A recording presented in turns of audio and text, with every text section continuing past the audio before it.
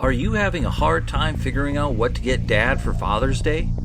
You should check out Row 1 Brand's Vintage Pictorum Gallery.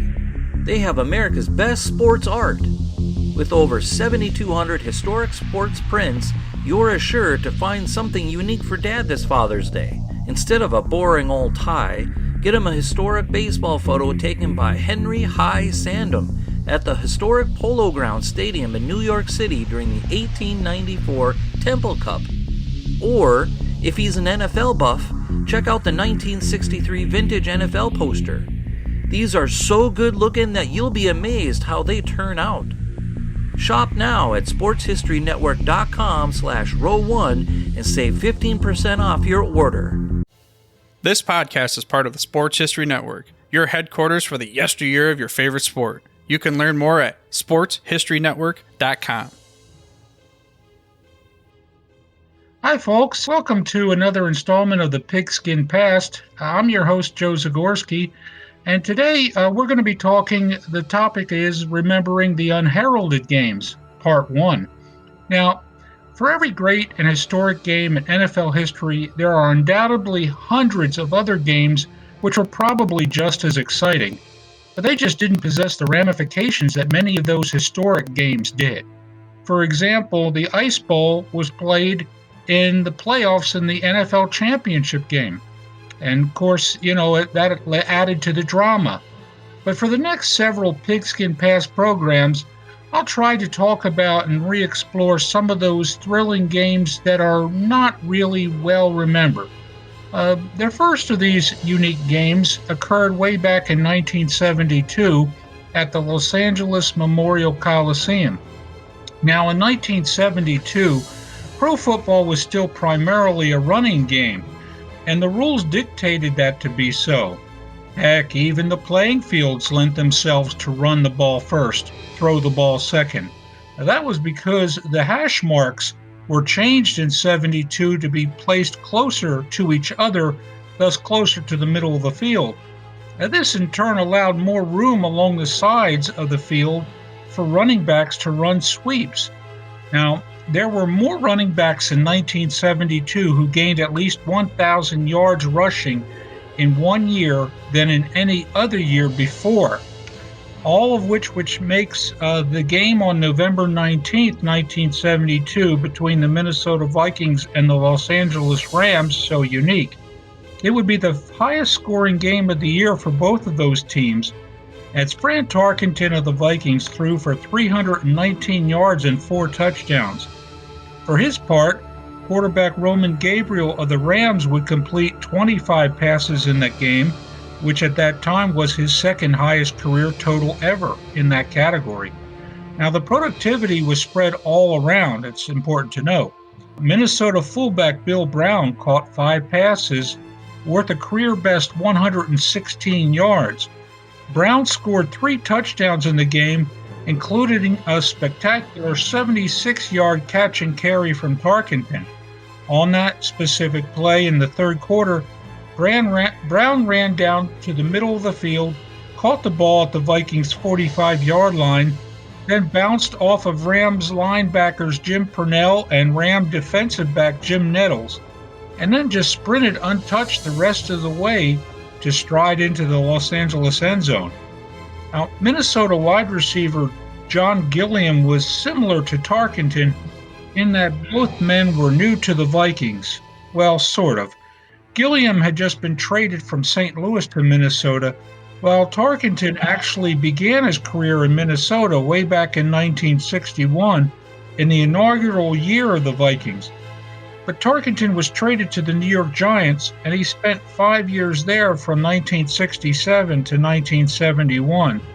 In 1972, however, he was akin to a prodigal son, and he was back in Minnesota. Well, John Gilliam caught 4 passes in that game at Los Angeles worth 105 yards, and one of his receptions was a 66-yard bomb from Tarkenton for a touchdown. Now, not to be outdone, Rams wide receiver Jack Snow snared 8 of Roman Gabriel's passes worth 112 yards. Los Angeles actually outdid Minnesota in the categories of first downs. They had 25 to Minnesota's 14, and total yards.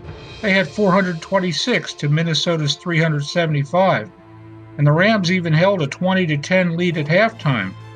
Both offenses ignited in the second half, however. The Vikings managed to outlast Los Angeles by the sounding of the final gun with a final score 45-41. It was a scoring fest that was several decades before its time. Today, we barely take a second look at box scores with that amount of points. But in 1972, such a large amount of scoring was unheard of. The Vikings-Ram game was a game where the defenses, both of which were very good during that era, failed to keep pace with what the opposing offenses were doing, namely throwing the ball. You have to realize that both the Vikings and the Rams defenses knew how to fill gaps along the line of scrimmage and stop running plays, and most of their defensive linemen were fairly adept at employing a solid pass rush. But when it came to covering wide receivers and setbacks coming out of the backfield, well, that's where a debate can be made and asserted. What was unusual was the fact that the Vikings' effort to stop the Los Angeles running attack in this game was poor. Practically nobody expected that to occur. Minnesota permitted 191 rushing yards to the Rams, which included 104 from Willie Ellison. A combined incredible 11 touchdowns were scored in this game. Now, it's important to note that both the Rams and the Vikings were each experiencing subpar seasons in 1972. Los Angeles' record following this loss to Minnesota was 5-4-1, and the Vikings owned a 6-4 mark after they edged the Rams. It's also important to note that neither team would win their division or make the playoffs in 1972. Nevertheless, their respective rampant passing efforts made this game one of the most unheralded and unique of the decade.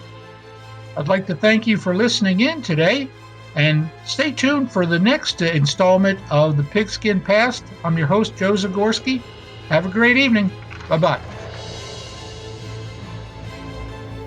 This podcast is part of the Sports History Network, your headquarters for the yesteryear of your favorite sport.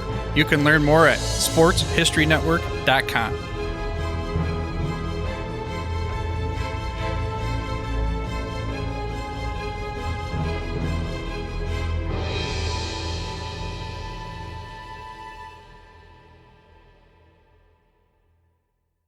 We here at the Sports History Network proudly partner with 26 podcasts, all revolving around the history of sports. But did you know that many of our hosts were sports history authors way before they started their shows? It's true. We've got Joe Ziemba, host of When Football Was Football, Joe Zagorski, host of Pro Football in the 1970s, Mark Morthier, host of Yesterday Sports, Tommy Phillips, host of Lombardi Memories, and Scott Adamson, co-host of From the 55-Yard Line. All these authors have many books for you to choose from. To check them out, go to our website at sportshistorynetwork.com/sportshistorybooks. Pick up your copy today. Soundtrack provided by Kevin MacLeod of filmmusic.io.